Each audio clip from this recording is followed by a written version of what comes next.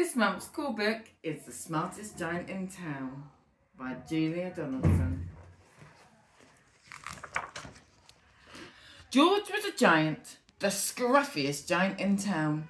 He always wore the same pair of old brown sandals and the same old patched up gown. "I wish I wasn't the scruffiest giant in town," he said sadly.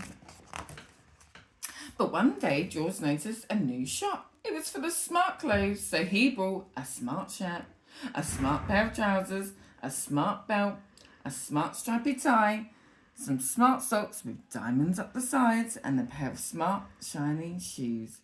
"Now I'm the smartest giant in town," he said proudly.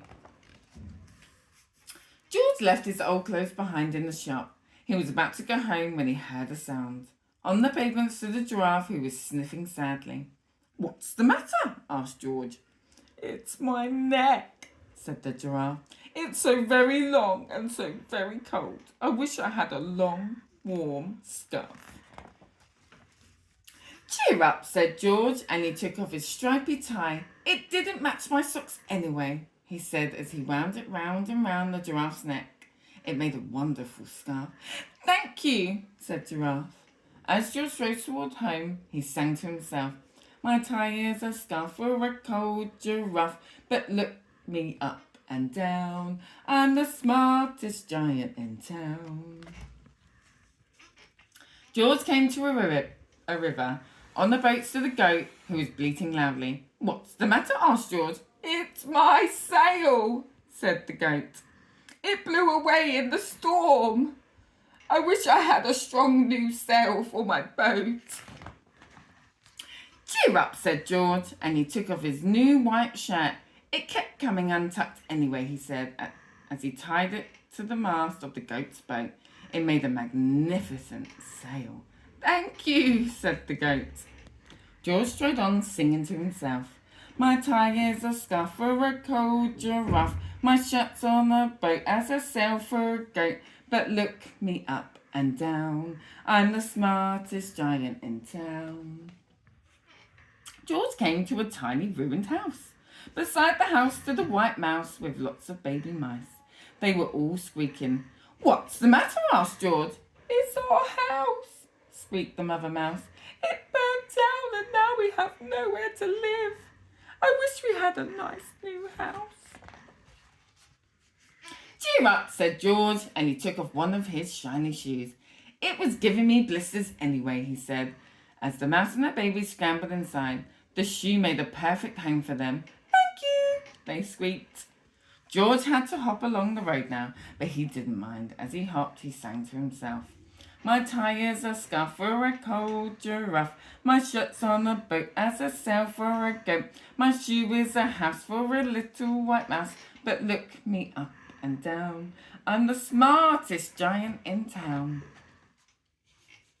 George came to a campsite. Beside a tent stood a fox who was crying. "What's the matter?" asked George.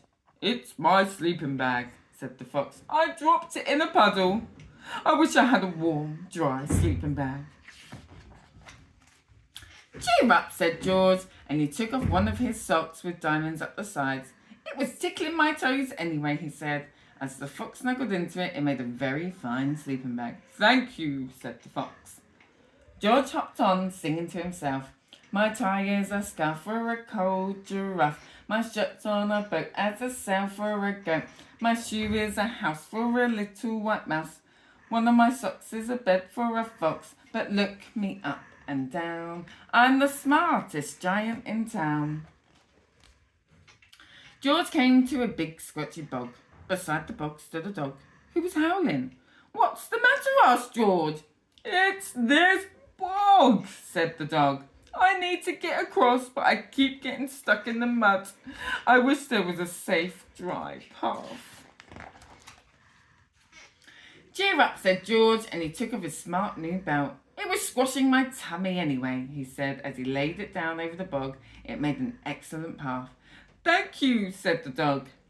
The wind started to blow, but George didn't mind. He hopped on, singing to himself, "My tie is a scarf for a cold giraffe. My shirt's on a boat as a sail for a goat. My shoe is a house for a little white mouse. One of my socks is a bed for a fox. My belt helped a dog who was crossing a bog. But my trousers are falling down. I'm the coldest giant in town. Suddenly George felt sad and shivery and not at all smart. He stood on one foot and thought, I'll have to go back to the shop and buy some more clothes, he decided. He turned round and hopped all the way back to the shop. But when he got there, it was closed. Oh no, cried George. He sank down onto the doorstep and a tear ran down his nose. He felt as sad as all the animals he had met on his way home. Then out of the corner of his eye, he saw a bag with something familiar poking out of the top. George took a closer look. My gown, he yelled. My dear old gown and sandals. George put them on. They felt wonderfully comfortable. I'm the cosiest giant in town, he cried, and he danced back home along the road. Outside his front door stood all the animals he had helped. They were carrying an enormous present. Come on, George, they said. Open it. George untied the ribbon. Inside was a beautiful gold paper crown and a card. Look inside the card, George, said the animals. George put the crown on his head and opened the card.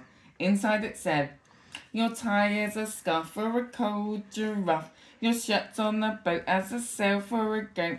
Your shoe is a house for a little white mouse. One of your socks is a bed for a fox. Your belt helped a dog who was crossing a bog. So here's a very fine crown to go with the sandals and gown of the kindest giant in town.